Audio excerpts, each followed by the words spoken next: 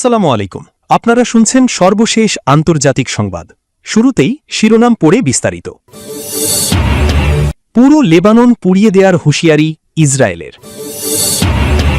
ব্রাজিলের বিপক্ষে হাইতি দৌড়াবে, স্বপ্ন দেখবে, কোচ মিনিয়ের বার্তা। এবার থালা চামচ হাতে বিক্ষোভে নামতে যাচ্ছে ককরোচ পার্টি। লেবানন থেকে সেনা প্রত্যাহার করব না নেতানিয়াহু। সর্বশেষ থাকছে হিজবুল্লাহর সঙ্গে নতুন যুদ্ধবিরতিতে রাজি ইসরায়েল। এতক্ষণ শুনছিলেন সংবাদ শিরোনাম, এখন বিস্তারিত। তার আগে অনুরোধ থাকবে ভিডিওতে লাইক দিন এবং ভিডিও সম্পর্কে আপনার গুরুত্বপূর্ণ মতামত কমেন্ট করে জানিয়ে দিন। পুরো লেবানন পুড়িয়ে দেওয়ার হুঁশিয়ারি ইসরায়েলে। লেবাননে হিজবুল্লাহর একটি বিস্ফোরক ডিভাইস হামলায় 4 জন ইসরায়েলি সেনা নিহতের পর ইসরায়েলের কট্টর ডানপন্থী জাতীয় নিরাপত্তা মন্ত্রী ইতামার বনগভির কঠোর প্রতিক্রিয়া জানিয়েছেন। সামাজিক যোগাযোগ মাধ্যম এক্সে তিনি লিখেছেন, ইসরায়েলি মায়ের এক ফোঁটা কান্নার বদলে লেবাননের হাজারো মা কাঁদা উচিত। তিনি বলেন, পুরো লেবাননকে পুড়িয়ে দেওয়া উচিত।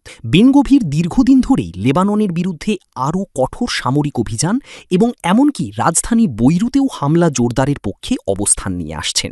এছাড়া ইসরায়েলের কট্টর ডানপন্থী অর্থমন্ত্রী বেজালেল স্মোটরিচও হামলার নিন্দা জানিয়ে কঠোর প্রতিক্রিয়ার আহ্বান জানিয়েছেন। তিনি এক্সে লিখেছেন, এটি একটি কঠিন সকাল এবং আগুন দিয়ে জবাব দেওয়ার।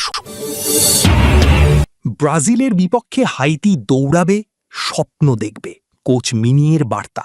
ব্রাজিলের বিপক্ষে ম্যাচে নিজেদের কঠিন চ্যালেঞ্জের কথা ভালোভাবেই জানেন হাইতির কোচ সেবাস্তিয়ান মিনিয়ে। তবে তার বিশ্বাস, বিশ্বকাপের গ্রুপ সি এর এই ম্যাচে ক্যারিবীয় দলটির হারানোর কিছু নেই, বরং অর্জনের সুযোগই বেশি। 1974 সালের পর এবারই প্রথম বিশ্বকাপে খেলছে হাইতি।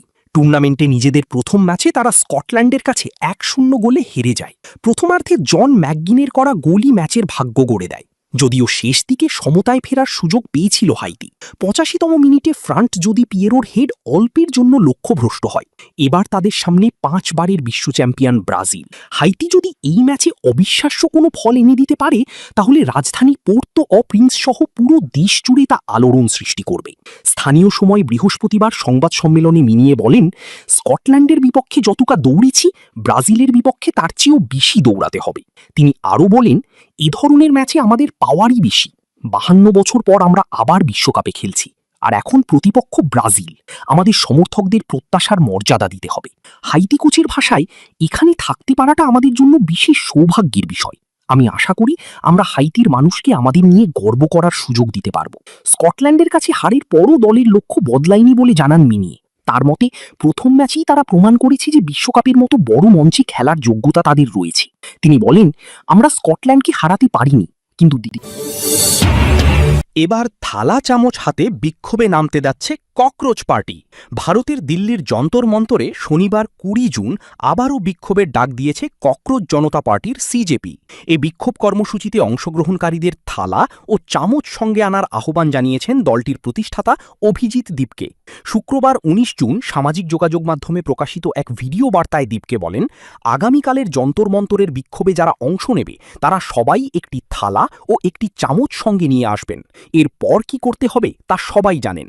সিজেপি জানিয়েছে, 20 জুন দুপুর 1টায় শুরু হওয়া এই বিক্ষোভের জন্য তারা দিল্লি পুলিশের অনুমতি পেয়েছে। আন্দোলনকারীরা নিট প্রশ্নপত্র ফাঁস সহ বিভিন্ন পরীক্ষায় অনিয়মের অভিযোগে কেন্দ্রীয় শিক্ষামন্ত্রী ধর্মেন্দ্র প্রধানের পদত্যাগ দাবি করবেন। এটি যন্তর মন্তরে সিজেপির দ্বিতীয় বিক্ষোভ কর্মসূচি। এর আগে 6 জুন সেখানে আন্দোলন অনুষ্ঠিত হয়। এছাড়া পুনে, লখনৌ, অমৃতসর, বেঙ্গালুরু, হায়দ্রাবাদ ও জয়পুর সহ বিভিন্ন শহরেও সংগঠনটি বিক্ষোভ করেছে। উল্লেখ্য, থালা চামচ আনার আহ্বানটি 2020 সালে করোনা ভাইরাস মহামারীর সময় নরেন্দ্র মোদীর দেওয়া এক আহ্বানের প্রতি ইঙ্গিত বহন করে। সে সময় স্বাস্থ্যকর্মী ও জরুরি সেবায় নিয়োজিত ব্যক্তিদের প্রতি কৃতজ্ঞতা জানাতে দেশবাসীকে নির্দিষ্ট সময়ে বাসার বারান্দা বা ছাদে দাঁড়িয়ে থালা বাসন বাজানোর আহ্বান জানিয়েছিলেন মোদী। লেবানন থেকে সেনা প্রত্যাহার করব না নেতানিয়াহু। যুক্তরাষ্ট্র ইরান সমঝোতা স্মারক সই হওয়া সত্ত্বেও লেবানন থেকে সেনা প্রত্যাহার না করার ঘোষণা দিয়েছেন ইসরায়েলি প্রধানমন্ত্রী বেনিয়ামিন নেতানিয়াহু।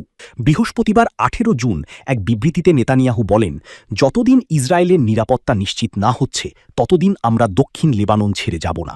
ইরান ও যুক্তরাষ্ট্রের স্বাক্ষরিত 800 শব্দের খসড়া চুক্তিতে লেবানন সহ সব ফ্রন্টে যুদ্ধ বন্ধের কথা বলা হলেও ইসরায়েলের হামলা থামছে না। তবে মার্কিন কর্মকর্তারা জানিয়েছেন, ইসরায়েলের সেনা প্রত্যাহারের বিষয়টি চুক্তির অংশ নয়।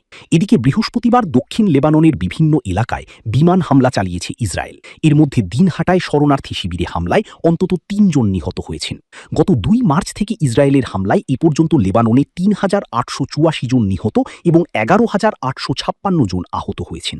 এর আগে প্রেসিডেন্ট ট্রাম্প ইসরায়েলের উপর ক্ষোভ প্রকাশ করে বলেছিলেন, ইসরায়েলের এসব হামলা চুক্তিকে জটিল করে তুলছে। তিনি নেতানিয়াহুকে লেবানন ইস্যুতে আরও দায়িত্বশীল হওয়ার আহ্বান জানান। এই পরিস্থিতিতেই আগামী সপ্তাহে হিজবুল্লাহর সঙ্গে নতুন যুদ্ধবিরতিতে রাজি ইসরায়েল। ইরানের হুমকি ও যুক্তরাষ্ট্রের ক্রমাগত কূটনৈতিক চাপের মুখে লেবাননের সশস্ত্র গোষ্ঠী হিজবুল্লাহর সঙ্গে নতুন করে যুদ্ধবিরতিতে রাজি হয়েছে ইসরায়েল। স্থানীয় সময় শুক্রবার বিকেল 4টা থেকে লেবাননে এ যুদ্ধবিরতি কার্যকর হয়েছে বলে এক প্রতিবেদনে জানিয়েছে CNN। প্রতিবেদনে বলা হয়, এ সমঝোতা প্রতিষ্ঠায় যুক্তরাষ্ট্র ও কাতার মধ্যস্থতার ভূমিকা পালন করেছে। তবে আরেকটি কূটনৈতিক সূত্রের দাবি, কাতার, যুক্তরাষ্ট্র ও ইরান যৌথভাবে এ চুক্তির মধ্যস্থতা করেছে। সাম্প্রতিক সংঘর্ষে উত্তেজনা বৃদ্ধি পাওয়ার পর যুদ্ধবিরতি পুনর্বহালের এ উদ্যোগকে অঞ্চলটির স্থিতিশীলতা ফিরিয়ে আনার একটি গুরুত্বপূর্ণ পদক্ষেপ হিসাবে দেখা হচ্ছে। নতুন এই যুদ্ধবিরতি এমন এক সময়ে এসেছে যখন ইসরায়েল জোর দিয়ে বলেছে যে তারা ট্রাম্প প্রশাসন এবং ইসলামী প্রজাতন্ত্রের মধ্যে স্বাক্ষরিত সমঝোতা স্মারক দ্বারা আবদ্ধ নয়। এই স্মারকে যুক্তরাষ্ট্র ও ইরানের মধ্যে শত্রুতা বন্ধ করার পাশাপাশি লেবাননেও যুদ্ধবিরতি ঘোষণা করা হয়েছে। তবে শুক্রবার বিকেলে এক ব্রিফিংয়ে ইসরায়েলি প্রতিরক্ষা বাহিনীর